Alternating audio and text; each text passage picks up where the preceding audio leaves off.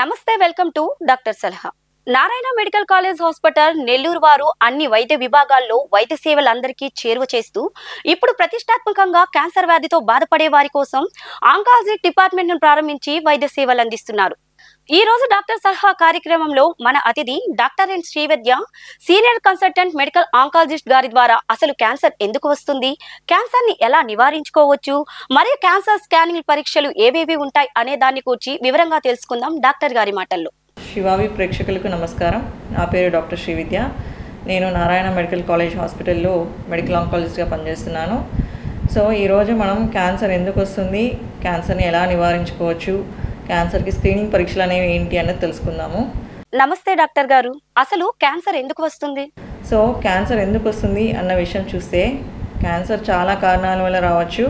అందులో కొన్ని risk factors ఏంటంటే మన చేతిలో ఉన్నవి, కొన్ని మన చేతిలో లేనివి.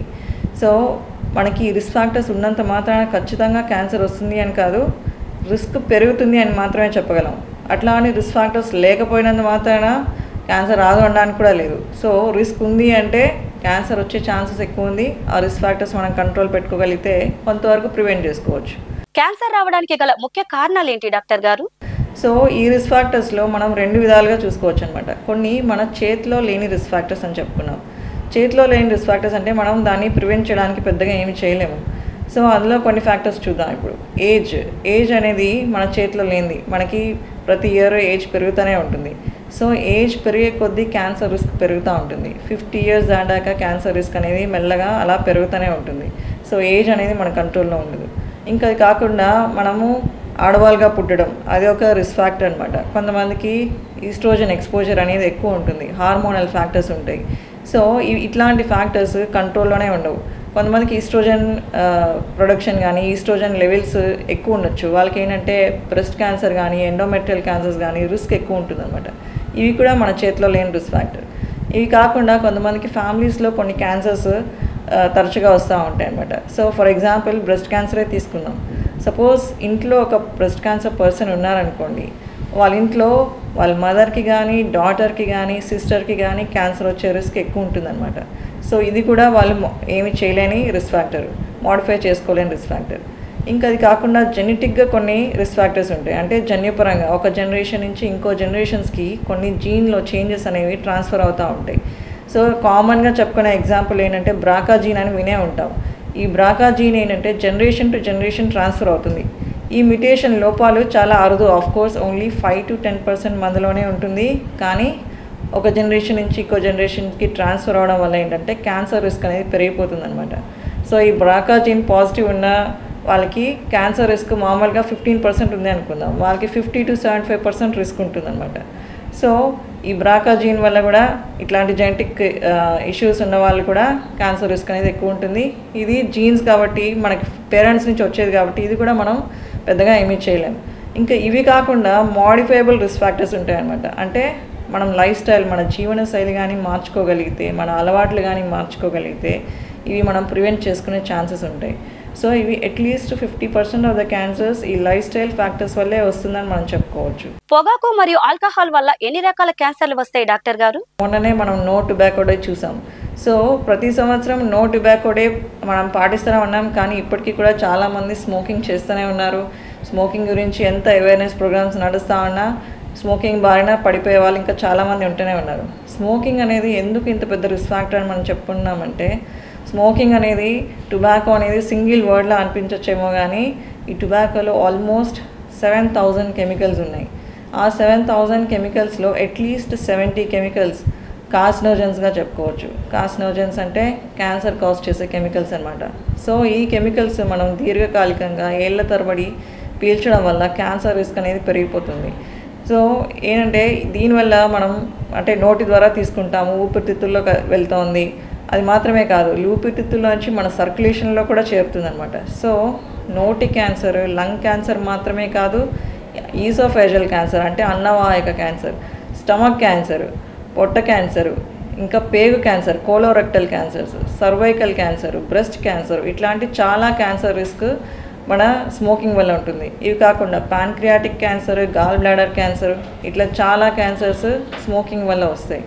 స్మోకింగ్ వల్ల ఈ క్యాన్సర్ మాత్రమే కాదు, ఇంకా చాలా హెల్త్ రిస్క్ ఉన్నాయని మనకు ఆల్రెడీ తెలుసు. సెకండ్ ఫ్యాక్టర్ ఏంటి అంటే మళ్ళీ నేను స్మోకింగ్ అనే చెప్తాను. చాలామంది అంటూ ఉంటారు నేను స్మోకింగ్ చేయలేదు అయినా సరే నాకు క్యాన్సర్ వచ్చింది, లంగ్ క్యాన్సర్ వచ్చింది, ఎందుకు వచ్చిందంటారు అని అడుగుతూ ఉంటారు. సో సెకండ్ హ్యాండ్ స్మోక్ అన్న మాట వినే ఉంటారు మీరు. సెకండ్ హ్యాండ్ స్మోక్ అంటే మీరు టొబాకో తీసుకోకపోయినా, మీరు స్మోకింగ్ చేయకపోయినా, మీ ఇంట్లో ఫ్యామిలీ మెంబర్ కానీ ఇంకెవరైనా స్మోకింగ్ చేస్తున్నట్టయితే దాని రిస్క్ మీ మీద కూడా పడుతుందన్నమాట. సో ఒక పర్సన్ స్మోకింగ్ చేసి ఆ రూమ్ నుంచి వెళ్ళిపోయాక కూడా ఆ రూమ్లో ఫర్నిచర్ మీద కానీ, వాల్స్ మీద కానీ, ఇంకా కార్పెట్స్ కానీ, ఫ్లోరింగ్ మీద ఏదైతే కెమికల్స్ మనం స్మోక్లో ఉన్నాయో అవి డిపాజిట్ అయిపోతాయి.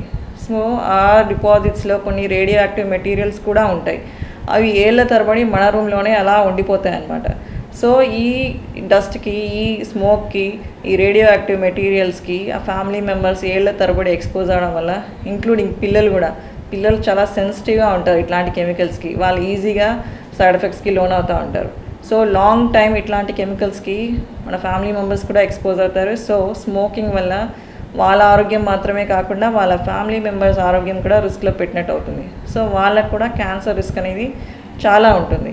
ఇది కాకుండా ఆల్కహాల్ అంటే మందు తాగడం వల్ల కూడా క్యాన్సర్ రిస్క్ అనేది చాలా ఎక్కువ ఉంటుంది. లివర్ క్యాన్సర్ కానీ, అన్నవాహిక క్యాన్సర్ కానీ, నోటి క్యాన్సర్ కానీ, ఇవన్నీ క్యాన్సర్ రిస్క్ కూడా ఎక్కువ అవుతుంది ఆల్కహాల్ వల్ల. ఇంకా స్మోకింగ్, ఆల్కహాల్ రెండు కలిసాయంటే క్యాన్సర్ రిస్క్ ఆల్మోస్ట్ 3-4 టైమ్స్ అయిపోతుంది అనమాట. ఒబేసిటీ మనం ఎటువంటి ఆహారం తినడం వల్ల క్యాన్సర్ వస్తుంది డాక్టర్ గారు?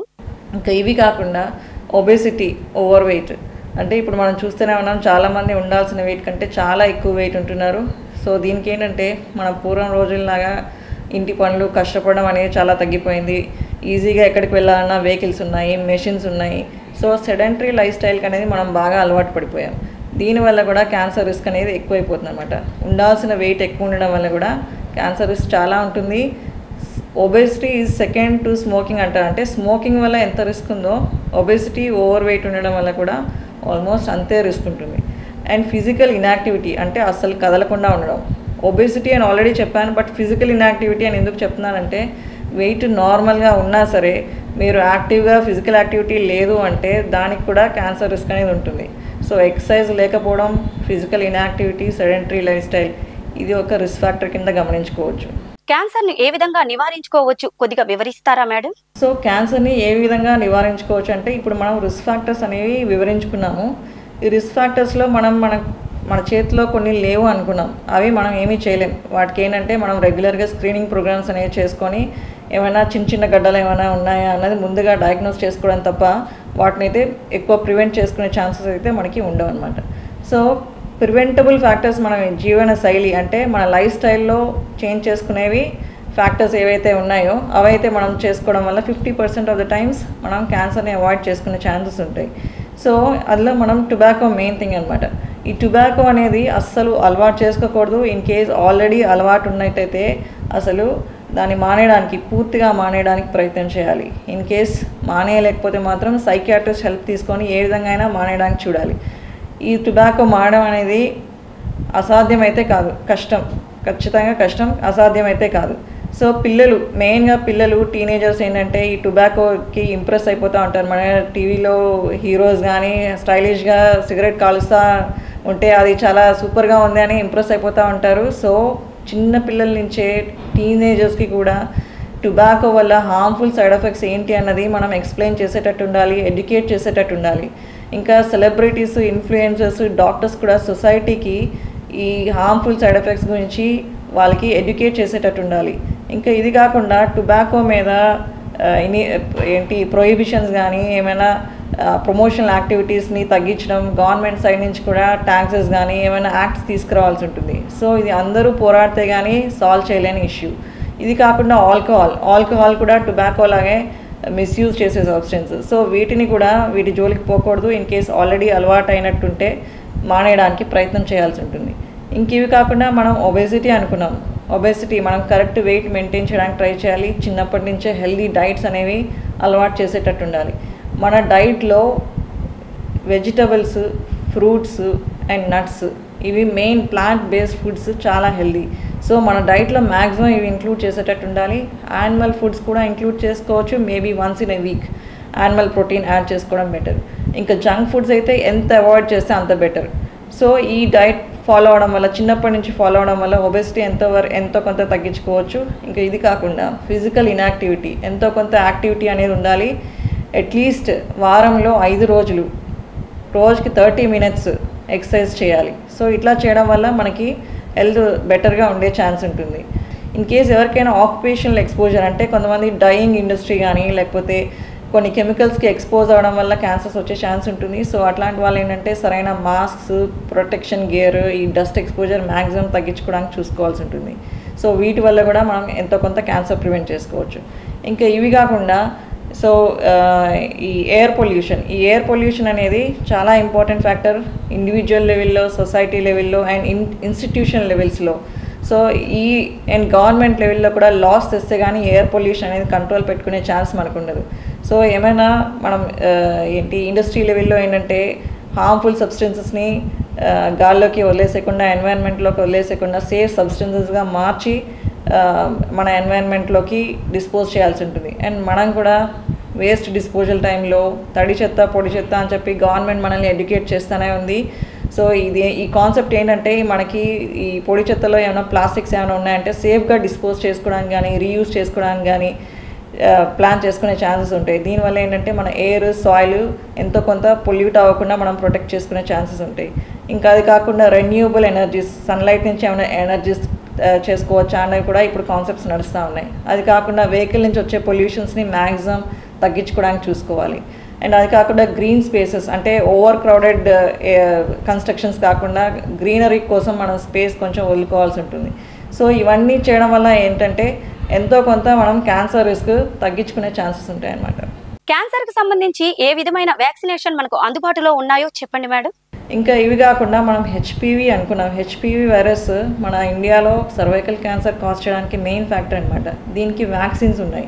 సో ఈ వ్యాక్సిన్స్ 9-14 years వాళ్ళకి వేయగలిగితే వాళ్ళకి ఫ్యూచర్లో హెచ్పివి రిలేటెడ్ క్యాన్సర్స్ రాకుండా చూసుకునే ఛాన్సెస్ ఉంటాయి. సో ఈ 9-14 ఏజ్ గ్రూప్లో మనం ఇవ్వగలిగితే జస్ట్ 2 doses సరిపోతుంది. ఇంకా ఆ ఏజ్ దాటింది అంటే 3 doses ఇవ్వాలి. ఫర్ బెస్ట్ రిజల్ట్స్ ఏంటంటే వాళ్ళ లైఫ్లో సెక్షువల్ యాక్టివిటీ స్టార్ట్ అవ్వకముందే ఇవ్వగలిగితే బెస్ట్ రిజల్ట్స్ ఉంటాయి. వన్స్ సెక్షువల్ యాక్టివిటీ స్టార్ట్ అయిపోయింది అంటే వాళ్ళకి ఆల్రెడీ హెచ్పివి ఇన్ఫెక్షన్ వచ్చేసి ఉంటుంది కాబట్టి రిజల్ట్స్ అంత కరెక్ట్గా ఉండకపోవచ్చు. సో మన ఇండియాలో 3 types ఆఫ్ వ్యాక్సిన్స్ అవైలబుల్ ఉన్నాయి. అందులో సర్వావ్యాక్, గాడాసిల్ 4, గాడాసిల్ 9 అని చెప్పి 3 రకాల వ్యాక్సిన్స్ ఉన్నాయి. సో ఈ వ్యాక్సిన్ ఏంటంటే వాళ్ళ ఏజ్ వాళ్ళు ఎంత కాస్ట్ ఉన్న దాన్ని బట్టి నిర్ణయం తీసుకోవాల్సి ఉంటుంది. గాడాసిల్ 9 అనేది 9 వైరసెస్ నుంచి ప్రొటెక్షన్ ఉంటుంది. సో అది 45 years ఏజ్ దాకా వేసుకోవచ్చు. అండ్ సర్వావ్యాక్ కానీ గాడాసిల్ 4 కానీ 4 వైరసెస్ నుంచి ప్రొటెక్షన్ వస్తుందన్నమాట. సో ఇవి కూడా మనం కాస్ట్ తక్కువ ఉంటుంది గాడాసిల్ 9 కంటే. సో ఈ 3 వ్యాక్సిన్స్లో ఏదో ఒక వ్యాక్సిన్ వేయించుకోవాలి. మన రెగ్యులర్ ఇమ్యునేషన్ షెడ్యూల్లో ఇది ఇంకా ఇంక్లూడ్ చేయలేదు కాబట్టి పేరెంట్స్ గుర్తించుకొని 9-14 years ఏజ్ పిల్లలు ఉన్నట్లయితే వాళ్ళకి వ్యాక్సిన్ వేయించేసేయాలి. ఈ హెపటైటిస్ బి వ్యాక్సిన్ అయితే రెగ్యులర్గా ఆల్రెడీ పిల్లలకి ఇచ్చేస్తున్నాము. ఇన్ కేస్ ఎవరైనా మిస్ అయినట్లయితే వాళ్ళకి ఏమన్నా అంటే హెల్త్ కేర్లో వర్క్ చేస్తున్నారు ఆర్ హెపటైటిస్ బి పాజిటివ్ ఉన్న వాళ్ళ ఇంట్లో ఉన్నారు అంటే హెపటైటిస్ బి వ్యాక్సిన్ కన్సిడర్ చేయాల్సి ఉంటుంది. ఇంకా ఇవి కాకుండా స్క్రీనింగ్ ప్రోగ్రామ్స్ చేయడం వల్ల ఒక్కొక్కసారి క్యాన్సర్ కింద మారనివి ఏమైనా, అంటే ప్యాప్స్మియర్ సర్వైకల్ క్యాన్సర్ విషయంలో ఒక్కొక్కసారి ఏంటంటే క్యాన్సర్ కింద మారనివి మనం ముందుగా డయాగ్నోస్ చేసుకునే ఛాన్సెస్ ఉంటుంది. సో స్క్రీనింగ్ ప్రోగ్రామ్ని కూడా స్ట్రిక్ట్గా కన్సిడర్ చేయడం అనేది ఇంపార్టెంట్. సో ఈ క్యాన్సర్ అవేర్నెస్ ప్రోగ్రామ్ గురించి కండక్ట్ చేసిన శివాబీ ఛానల్ వారికి, నారాయణ మెడికల్ కాలేజ్ హాస్పిటల్ యాజమాన్యం వారికి కృతజ్ఞతలు. Thank you so much. చూసారు కదండి, ఈ రోజు మన డాక్టర్ సలహా కార్యక్రమంలో క్యాన్సర్ ఎందుకు వస్తుంది, ఎలా నివారించుకోవచ్చు అనే దాని గురించి వివరంగా తెలుసుకున్నాం. రేపు మరో వైద్య నిపుణులతో వారు ఇచ్చే సలహాలను, సూచనలు తెలుసుకుందాం. డాక్టర్ సలహా కార్యక్రమం శివాబీ ఛానల్ నందు ప్రతిరోజు మధ్యాహ్నం 12:30 సాయంత్రం 5:30 ప్రసారమగును. డాక్టర్ సలహా కార్యక్రమంలో మరిన్ని హెల్త్ అప్డేట్ కొరకు మా యూట్యూబ్ ఛానల్, ఇన్స్టాగ్రామ్ ని ఫాలో అవ్వండి. యూట్యూబ్ ఛానల్ శివాబీ న్యూస్ గూడూరు. Your Sahasra.